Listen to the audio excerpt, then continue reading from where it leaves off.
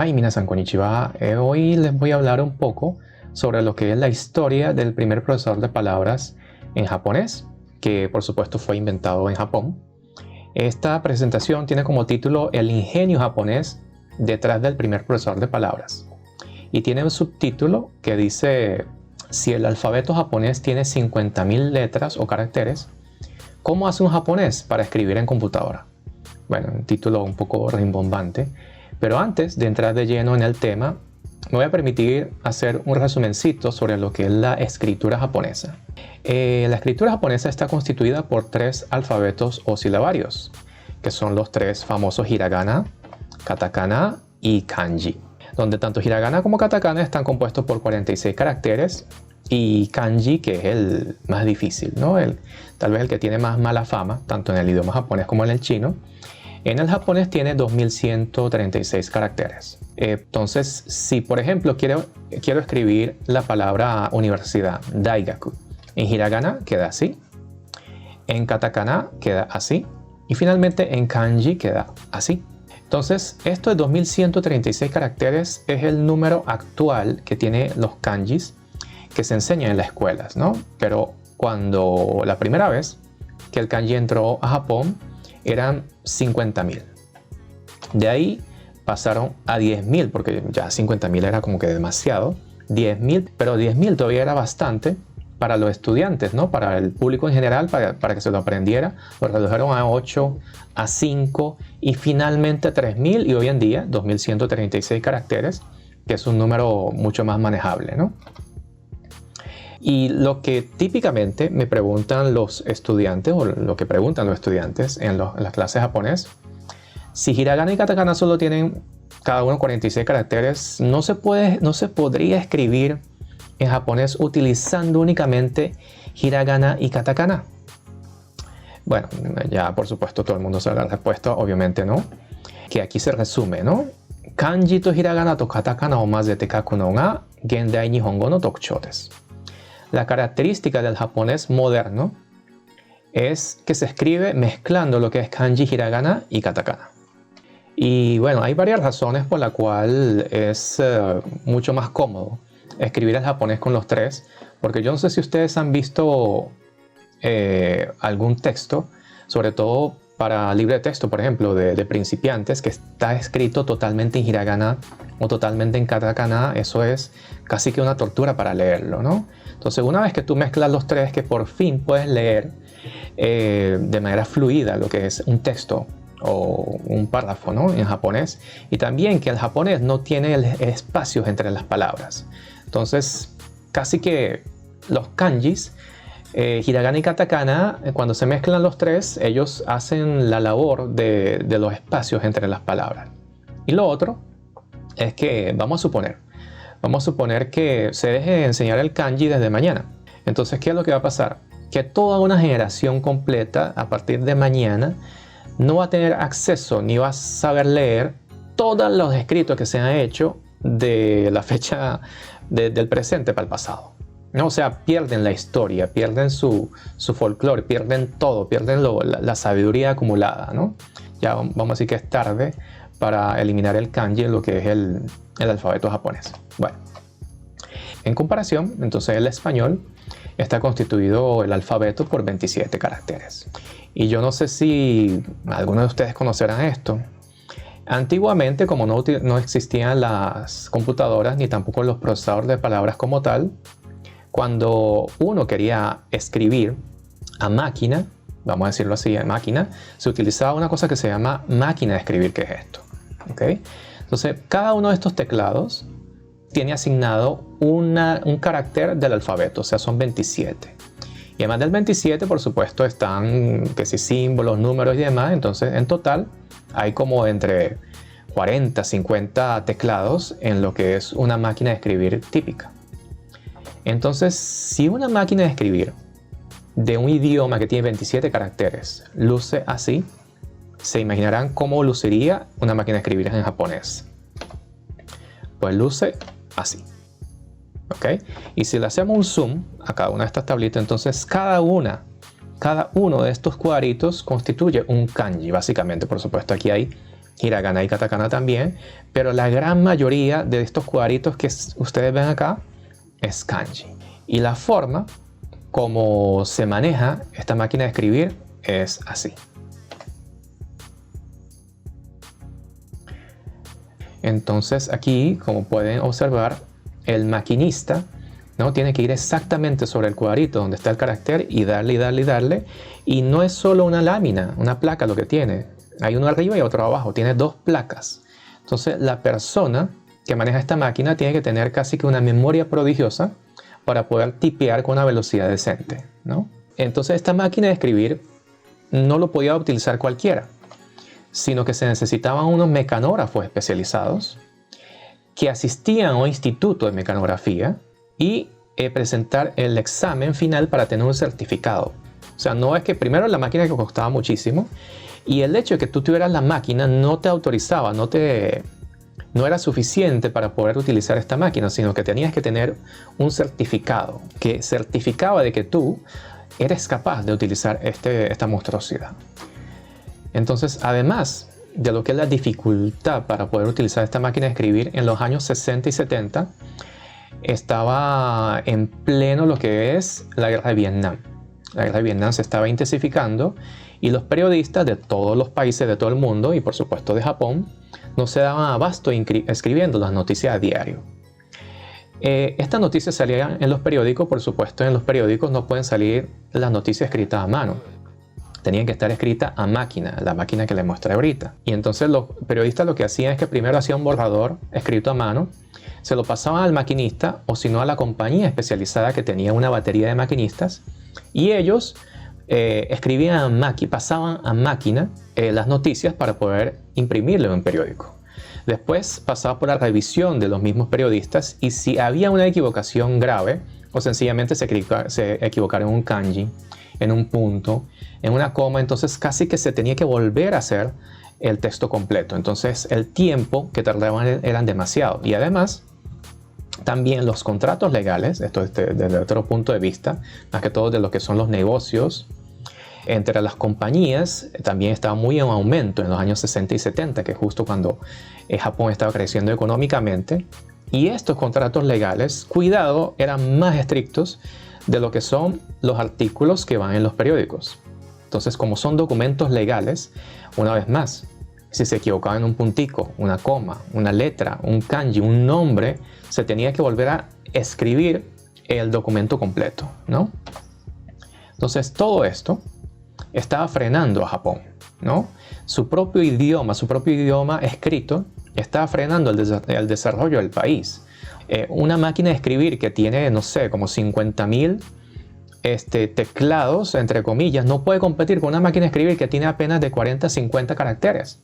La velocidad en que se podían producir los textos no era comparable, ¿no?, de lo que es Occidente versus Japón.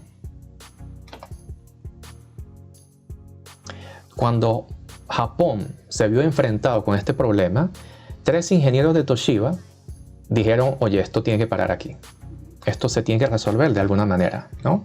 Entonces, el señor Mori Kenichi, Amano Shinya y Kawada Tsutomu formaron un equipo para poder crear el primer procesador de palabras que pueda escribir en japonés y que además llene estos requisitos, que sea más rápido que escribir a mano, lo cual es una meta muy ambiciosa y que cualquier persona lo pueda usar, no que sea un maquinista certificado, sino que cualquier persona lo pueda usar.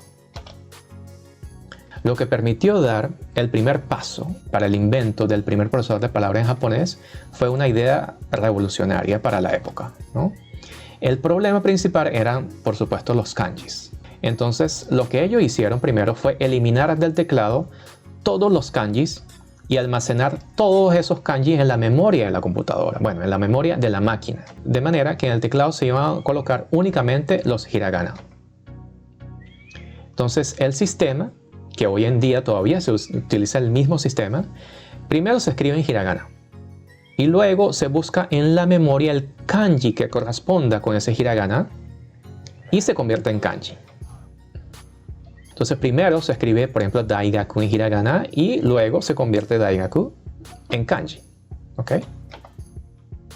De esta manera, todas las 8.000, 10.000, 20.000 teclas que tenía la máquina de escribir japonesa antigua se reduce a apenas 48 teclas más números y símbolos, quedando así el teclado, que es una diferencia abismal en comparación como era la máquina de escribir anterior. Este teclado, dicho sea de paso, hoy en día está casi igual, no ha cambiado mucho. Pero esto de simplificar el teclado fue sencillamente el primer paso, ¿no? Habían varios problemas a resolver. El primer problema con la que ellos se enfrentaron fueron los llamados homónimos. Homónimos son palabras que se escriben igual, pero que tienen significados diferentes. Por ejemplo, la palabra kosho, ¿no? Que en romaji se escribe así, kosho. Adivinen cuántos homónimos tiene kosho, o sea, cuántas diferentes formas de escribir, sobre todo en kanji, tiene kosho. Bueno, esto es una muy pequeña muestra de las diferentes formas o los homónimos de kosho. En total son 33. Hay 33 formas diferentes de escribir kosho. Y entonces, de manera que la máquina de alguna manera pueda como adivinar cuál kosho es el que el usuario quiso escribir, es imposible, y ellos incluso visitaron diferentes profesores, estudiosos, investigadores de lo que es la lengua japonesa, el idioma japonés como ciencia, y llegaron a la conclusión que así se usen todas las reglas gramaticales existentes. Es una tarea imposible. O sea, ¿cómo la máquina puede adivinar de los 33 cuál kosho es la que la persona, el usuario, quería escribir? La solución a la que ellos llegaron fue la siguiente: que la primera vez que el usuario escribe kosho en hiragana, se te aparece una lista de los 33 formas diferentes de escribir kosho. Entonces ahí el usuario manualmente escoge, ok, la que yo quiero es la número 4. Entonces escoges la número 4, ¿no? El kosho este. Pero la segunda vez que el usuario escribe kosho, ya no va a aparecer este kosho de opción 4. Va a aparecer de primero y va a aparecer de una vez, ¿no? De esta manera, la máquina va aprendiendo junto con el usuario. Se va adaptando a las necesidades, al vocabulario, a los kanjis que utiliza el usuario, alcanzando una certeza increíble de lo que es el 95%. El segundo problema que enfrentaron estos tres ingenieros fue la lentitud. La palabra en particular que les causó dolor de cabeza fue kankyo-osen. Kankyo-osen es contaminación ambiental. En los años 80, la contaminación ambiental empezó a ser un problema realmente grave para la sociedad en general y sobre todo para la sociedad japonesa. Entonces kankyo-osen, para poder ser cambiado a su equivalente en kanji, tardaba 20 segundos. 20 segundos es larguísimo. ¿Por qué? ¿Por qué tardaba tanto? Porque kankyo-osen, cuando se separa en sus componentes, entonces resulta que kan tiene 80 homónimos, kyo tiene 50, o tiene 15 y finalmente sen tiene 60. Cuando lo multiplicas, hay 3.600.000 formas diferentes de escribir kankyo-osen. Entonces, mientras la máquina esté buscando cuál de ellas es la que corresponde, se tardaba 20 segundos. Una vez más, estos tres ingenieros llegaron a una solución genial, ¿no? Y novedosa, muy novedosa para la época.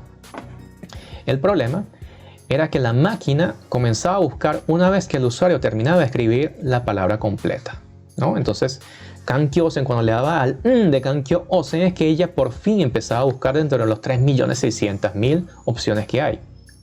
Pero ¿qué tal si a medida que el usuario iba escribiendo, o sea, escribió kan, de una vez empieza a buscar kyo, iba buscando a medida que el usuario iba tecleando? Entonces, ¿qué pasaría en ese caso? Entonces, en ese caso lo que sucede es que cuando escribe kankyo ya ella está buscando. Entonces, hay únicamente 4.000 diferentes formas de escribir kankyo. Mientras que osen, solo hay 900 formas diferentes de escribir osen, ¿no? Entonces, ya al momento de que al final solo tienes dos palabras que buscar, kankyo y osen, había únicamente 6 posibles formas, 6 posibles combinaciones o 6 posibles combinaciones de escribir Kankyo Osen. Esto en forma gráfica quedaría así. En vez de esperar a que se termine de escribir Kankyo Osen completo y buscar dentro de los millones de opciones que hay, entonces lo que se hacía es que a medida que iba escribiendo kan, va buscando de una vez Kanki, Yo, Osen, entonces al final únicamente había 5 o 6 opciones nomás. ¿Ok? De esta manera se llegó a la meta de los 3 segundos, que es lo máximo que se podía tardar la conversión de hiragana a kanji, ¿no?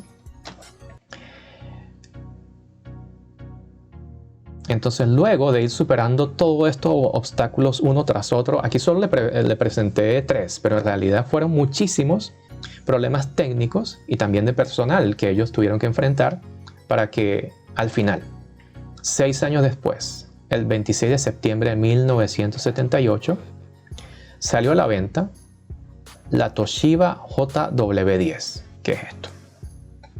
Que es el primer procesador de palabras en japonés, que pesaba 220 kilos y costaba $60.000. A pesar de ser una monstruosidad y también caro, $60.000, se agotó en un instante, fue un exitazo. Y lo más interesante de todo esto es que no fueron las compañías, ni las personas, ni el público en general quien lo compró, fueron sus competencias, ¿no? Todas las compañías de Japón compraron esto, ¿ok? Y por supuesto, bueno, me imagino que una que otra compañía más. Y posteriormente, el sistema que se inventó en aquella época está presente en todos los procesadores de palabra y sistemas operativos. O sea, ya sea que usted esté utilizando una Mac, Linux, Windows, básicamente si tiene un procesador de palabras adentro, entonces el sistema que están utilizando es lo que inventaron estos ingenieros hace más de 40 años. Toshiba, además, basado en toda esta tecnología, el know-how acumulado, creó la primera computadora portátil del mundo. La primera laptop lo inventó Toshiba, basado también en esta tecnología, y también inspiró la creación del primer procesador de palabras en chino. Finalmente, entonces, para concluir este video, me gustaría resaltar la filosofía de trabajo de estos 3 ingenieros que fueron lo que impulsó esta gran travesía tecnológica. Amano Shinya dice: el usuario no debería pasar trabajo. El que debe pasar trabajo es el ingeniero y el técnico que está construyendo la máquina, porque todo esto se tenía como meta que tenía que ser mucho más fácil que en la máquina de escribir arcaica, que cualquier persona debería ser capaz de utilizarlo sin mucho entrenamiento, ¿no? Entonces, hoy en día, muchas veces, los ingenieros que están detrás de la computadora quieren que los usuarios hagan la mayoría del trabajo de manera que ellos no tengan que hacerlo, pero eso no fue la filosofía que impulsó todo este proyecto. O sea, el técnico, el computista, todos los que están detrás de una tecnología son los que tienen que trabajar duro, de manera que el usuario tenga una cantidad mínima de trabajo que hacer una vez que esté al frente de la computadora. Y finalmente el líder del equipo, Mori Kenichi, dijo que no quería que su propia gente pensara que el japonés era un idioma tedioso, ¿no?